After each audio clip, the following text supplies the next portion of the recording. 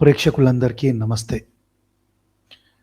మీకందరికీ తెలిసిందే, ఎవరైనా సనాతన ధర్మం నుంచి, లేదంటే బుద్ధిజం గానీ, లేదంటే సిక్కిజం నుంచి ఇతర మతాలకి మారితే వాళ్ళకు రిజర్వేషన్ గానీ, దానికి సంబంధించిన బెనిఫిట్స్ కానీ రావు.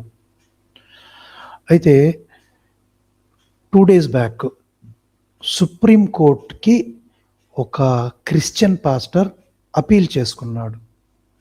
సుప్రీం కోర్ట్‌కి ఎందుకు అపీల్ చేసుకోవాల్సి వచ్చింది అంటే, ఆంధ్రప్రదేశ్ హైకోర్టు కూడా ఈ పాస్టరు తాను ఏ విషయమైతే కోరుకుంటూ తన కోర్టుకెళ్ళాడో దాన్ని హైకోర్ట్ ఆఫ్ ఆంధ్రప్రదేశ్ కూడా ఒప్పుకోలేదండి. సో ఏమిటి అనంటే, ఈ ఆనంద్ చింతద అని ఏదో ఒక ఎస్సీ వర్గానికి సంబంధించిన వాడు అంటున్నారు. ఈయన 10 సంవత్సరాల క్రితమే క్రిస్టియానిటీకి మారాడు. పాస్టర్గిరి కూడా చేస్తున్నాడు. చేస్తూ అనేక చర్చిలకి వెళ్ళి ఏదో ప్రచారం కూడా చేస్తున్నాడు.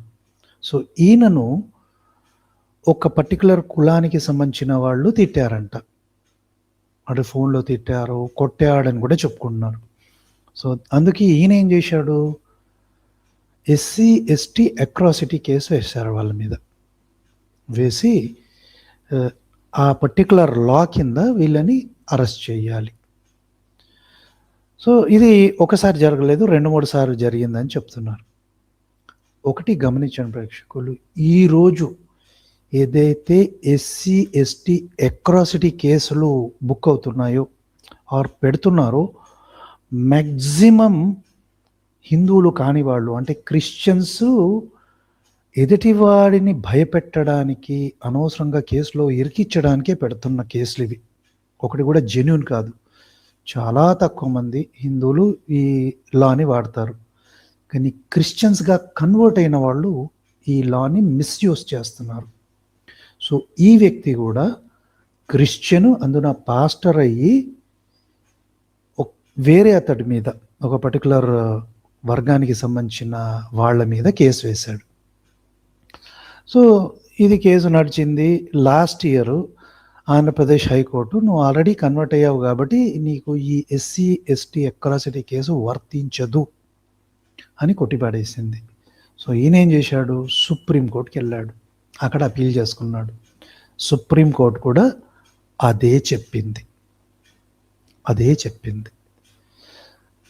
నీకు వర్తించదు, నువ్వు ఆల్రెడీ వదిలిపోయావు అని. సో దీనికి సంబంధించిన డీటెయిల్స్ని నేను మీకు చూపిస్తాను ప్రేక్షకులు, తర్వాత మీరు డిసైడ్ చేసుకోండి వీళ్ళు ఎంత దుర్మార్గులు. సో ఈ కేసుకి సంబంధించిన డీటెయిల్స్ మీకు చూపెడుతున్నానండి.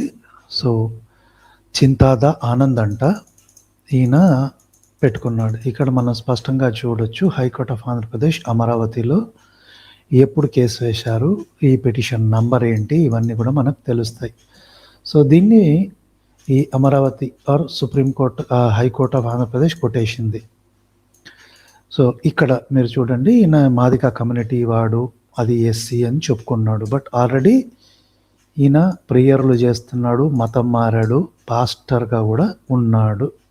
ఇది సో ఫస్ట్ ఇన్సిడెంట్ ఎప్పుడు జరిగింది, రెండోసారి ఎప్పుడు తిట్టారు, ఫోన్లో తిట్టారంట, కొట్టారని కూడా చెప్తున్నాడు. దానికి కూడా పెద్ద ఆధారం దొరకల. సో అలా చేసినప్పుడు ఎవరైతే ఆ వేరే కమ్యూనిటీ వాళ్ళు ఉన్నారో వాళ్ళు ఈ సెక్షన్ దీని కింద, ఈయన ఆల్రెడీ క్రిస్టియానిటీ కన్వర్ట్ అయ్యాడు, పాస్టర్గా కూడా పనిచేస్తున్నాడు కాబట్టి ఎస్సీ ఎస్టీ అట్రాసిటీ కేసు పనిచేయదు అని వాళ్ళు కూడా పెట్టుకున్నారు. ఆల్రెడీ ఇప్పుడు ఈయనకు క్రిస్టియానిటీకి కన్వర్ట్ అయిన తర్వాత ఎస్సీ ఎస్టీ ఎట్లా అవుతాడండి, కాడు కదా. అందున మళ్ళీ ఎస్సీ ఎస్టీ అట్రాసిటీ యాక్ట్ పెడుతున్నాడు, ఎవరు, ఎదుటి వాళ్ళ మీద. సో ఇదంతా ఈ కేసు డీటెయిల్స్ అండి. అఫ్కోర్స్ ఒక 33 పేజీలు ఉంది. నా దగ్గరకు వచ్చిన ఫైల్ ఇంకా చాలా పెద్దగా కూడా ఉంది అంటున్నారు. సో ఇక్కడ క్లియర్గా చెప్తున్నారు చూడండి, ఏమంటున్నారు అంటే, no person who profess religion different from Hinduism, Sikhism, Buddhism shall be deemed as scheduled caste. So స్పష్టంగా ఇది ఉన్నాయి, అయినా కూడా ఫేక్ కేసులు పెడతారు. సో ఇది ఈ కేసుకు సంబంధించిందండి. ఈరోజు మన హిందూ వీరులు ఎవరైతే ఈ సువార్తల్ని ఆపుతారో వాళ్ళ మీద కూడా ఇలాంటి ఫేక్ కేసులే పెడుతుంటారు వీళ్ళు. ఫేక్ కేసులు పెట్టేసి వాళ్ళని ఇబ్బంది పెడతా ఉంటారు. ఆఫ్‌కోర్స్ ఇంకా ఎస్టీకి సంబంధించిన వాళ్ళు ఉన్నారు. వాళ్ళు కూడా ట్రైబ్ అంటే ఏంటో ఈ జడ్జ్‌మెంట్‌లో అంతా కూడా ఉంది. అంటే పాత జడ్జ్‌మెంట్‌లనన్నిటినీ తీస్తూ మన సుప్రీంకోర్టు దీన్ని డీటెయిలింగ్ చేసిందనమాట. ఈరోజు ఫేక్ కేసులు పెట్టి జనాల్ని భయపెట్టడానికి వాడుతూ ఉన్నారండి. సో ఇది చాలా తప్పు. ఒకటేంటంటే వీళ్ళకి వాళ్ళ మతం మీద నమ్మకం లేదు.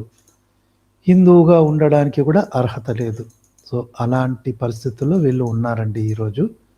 సో అది ప్రేక్షకులు. వీడియో నచ్చితే లైక్ చేయండి. తప్పనిసరిగా 10 మందికి షేర్ చేయండి. మరో వీడియోతో మళ్ళీ వస్తాను. నమస్తే.